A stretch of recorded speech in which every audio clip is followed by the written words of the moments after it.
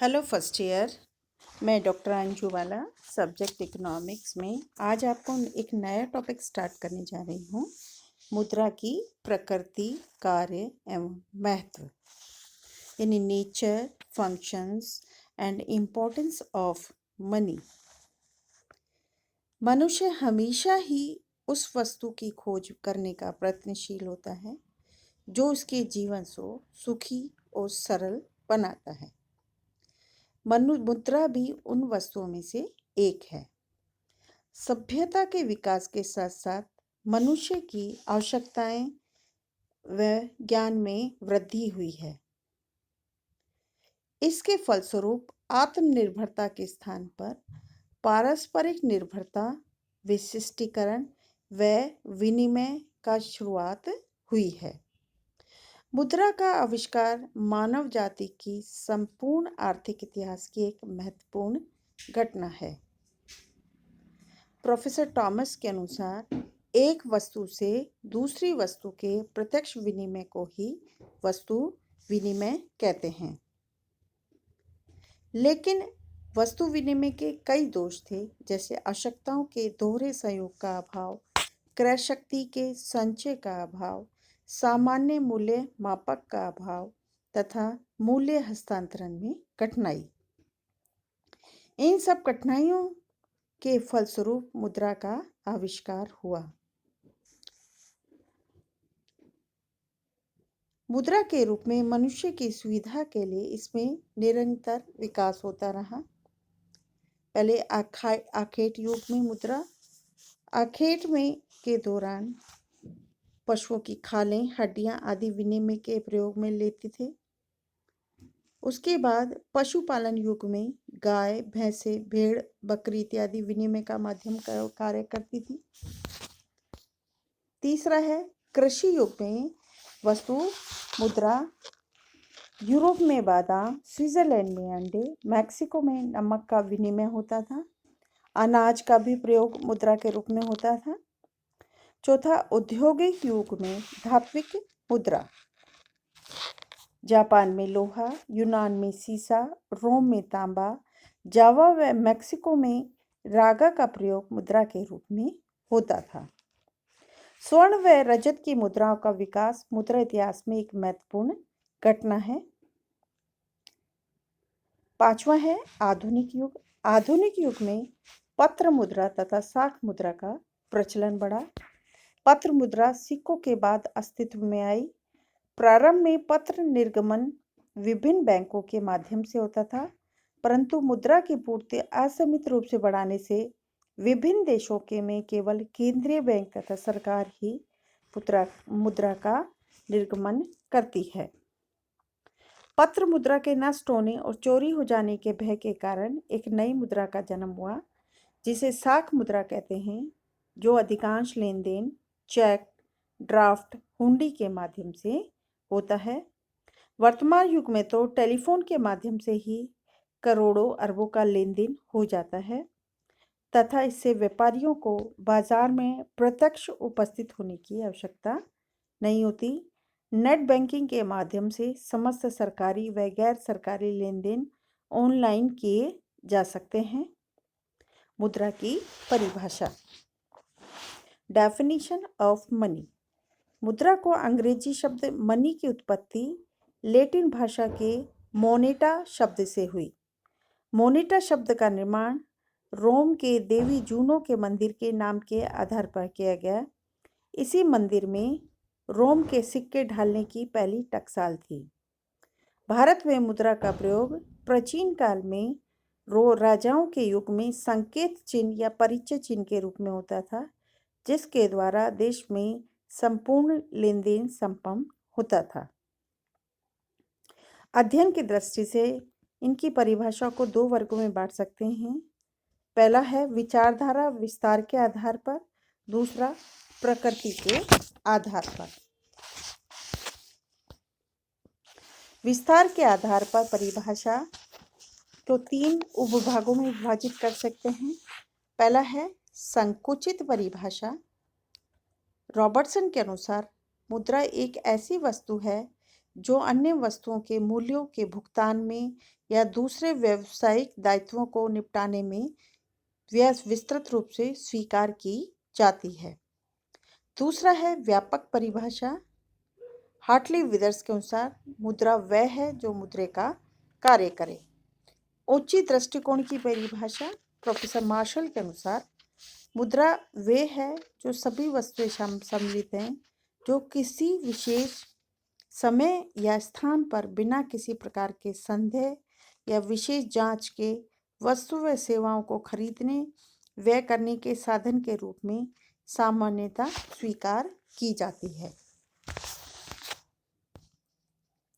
प्रकृति के आधार पर परिभाषा। पहली है वर्णनात्मक परिभाषा। मुद्रा के कार्यों के आधार पर जो परिभाषा है वो वर्णनात्मक परिभाषा होती है। प्रोफेसर टॉमस के अनुसार मुद्रा समुदाय के सभी सदस्यों के ऊपर एक प्रकार का अधिकार है, एक ऐसा आदेश अथवा वचन जिसे उसका स्वामी अपनी इच्छा अनुसार कभी भी पूरा कर सकता है। वह स्वयं साध्य नहीं है बल्कि अन्य व्यक्ति की सेवाओं और वस्तुओं पर अधिकार जमाने का केवल साधन मात्र है। दूसरा है वैधानिक परिभाषा। इस विचार के अनुरूप किसी भी वस्तु के मुद्रा होने के लिए वैधानिक मान्यता आवश्यक है। मुद्रा वह वस्तु है जिसे सरकार मुद्रा घोषित करती है और प्रत्येक व्यक्ति उसे स्वीकार करने के लिए बाध्य है। नेप के अनुसार जिस वस्तु को राज्य मुद्रा घोषित करता है उसे कोई भी व्यक्ति स्वीकार करने के लिए इनकार नहीं कर सकता। अगर ऐसा करता है तो दंड दिया जा सकता है, परंतु कई बार ऐसा हुआ है राज्य द्वारा घोषित मुद्रा को लोगों ने स्वीकार करना बंद कर दिया था। उदाहरण के लिए जर्मनी में प्रथम विश्व युद्ध के बाद कीमतें आसमान छूने लगी। लोगों को मार्क से विश्वास उठ गया।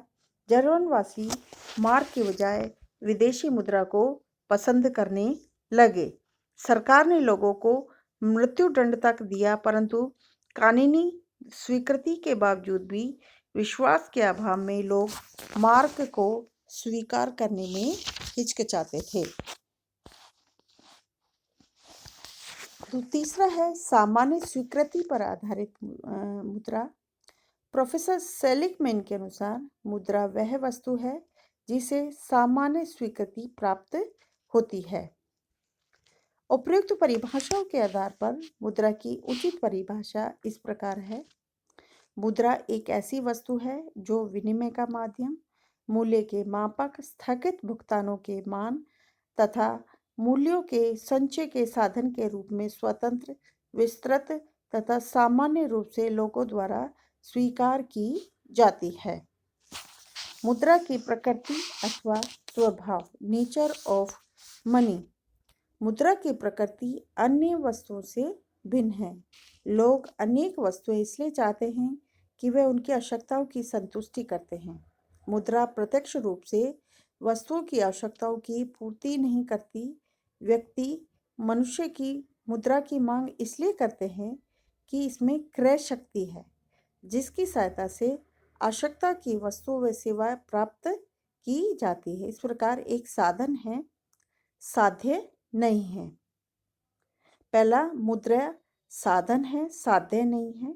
मुद्रा केवल एक अर्थव्यवस्था में उत्पादन तथा वितरण की क्रियाओं को सुचारू रूप से चलाने का माध्यम है। किसी वस्तु के उत्पादन में प्रयुक्त कच्चा माल या मजदूरों की मजदूरी का निर्धारण मुद्रा में होता है। साधनों के कार्यों का प्रतिफल का वितरण भी मुद्रा के आधार पर होता है। उदाहरण के लिए किसी देश में अमीर या गरीब उस देश की प्रचलित मुद्रा का आधार पर नहीं वरन वस्तुओं व तथा सेवाओं के उत्पादन के आधार पर माना जाता है। साध्य तो अधिकतम उत्पादन, अधिकतम रोजगार तथा अधिकतम सामाजिक कल्याण है। मुद्रा इन लक्ष्यों को प्राप्त करने का साधन मात्र है। दूसरा, क्या वह स्वयं उपयोगी है या क्या मुद्रा एक आवरण है? प्रोफेसर पीगू मील रॉबर्टसन का मत है कि मुद्रा की स्वयं में कोई उपयोगिता नहीं है। पीगू ने अपनी पुस्तक द वेल ऑफ मनी में प्रथम महायुद्ध पूर्व इंग्लैंड में प्रचलित कुछ कहावतों को लिया है कि मुद्रा आर्थिक जीवन के चारों ओर लिपटा हुआ वस्त्र है। मुद्रा एक रैपर है जिसमें सामान बंधकर आपके पास आता है। तीसरा है मुद्रा एक तरल संपत्ति के रूप में। मुद्रा सबसे अधिक तरल संपत्ति का रूप है। इसे किसी भी समय किसी भी वस्तु को खरीदने के लिए प्रयोग किया जा सकता है। इसी तरलता के गुण के कारण मुद्रा मूल्य मापन तथा विनिमय माध्यम का कार्य करती है। फोर्थ, वैज्ञानिक स्वीकृति व सर्वग्राह्यता। मुद्रा के लिए वैज्ञानिक स्वीकृति अनिवार्य है। सरकार या केंद्रीय बैंक मौद्रिक नियंत्रण का कार्य करते हैं। इसके साथ ही सामान्य स्वीकृति का आवश्यक है क्योंकि सभी चलार्थ मुद्रा है परंतु सभी मुद्रा चलार्थ नहीं हो सकते। मुद्रा के कार्य। आधुनिक युग में मुद्रा के इतने अधिक कार्य होते हैं कि इन सब कार्यों का ज्ञान हमें तभी संभव है जब हम मुद्रा हमारे बीच में उपस्थित ना हो।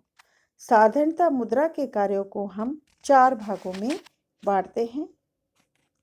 मुद्रा के होते हुए कार्य 4 माध्यम, मापक, प्रमाण और भंडार। यानी money is matter of function four a measure, a medium, a standard, a store.